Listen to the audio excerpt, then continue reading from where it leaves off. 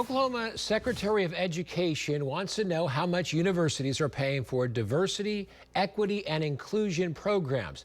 He says that money should be funneled elsewhere. News 9's Felice Romero sat down with the secretary and a critic for both sides of the argument.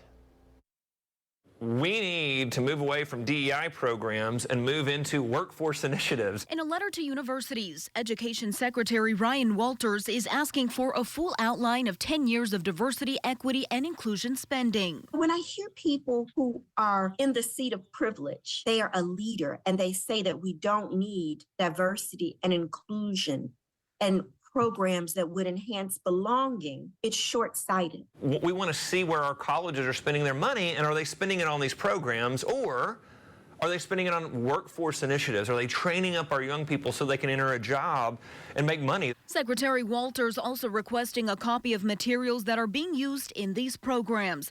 Universities were given 1 week to prepare the information by February 1st. DEI programs help us to recognize diversity, to talk about inclusion, and then to talk about equity. The goal in front of us is to create spaces where we have belonging, where everybody feels like they are a valued partner in the room. Well, Walters says diversity and inclusion don't prepare college students for successful careers. Danae Johnson argues the dangers that come with leaving these topics behind. Do we want DEI, diversity, equity, and inclusion programs, or do we want our investment to go towards pathways that equal jobs and equal a better way of life for all Oklahomans? If you look at top performing corporations, they are more diverse and they have a greater sense of inclusion and belonging. What kind of message do you think this sends to people of color in Oklahoma or students of color in Oklahoma?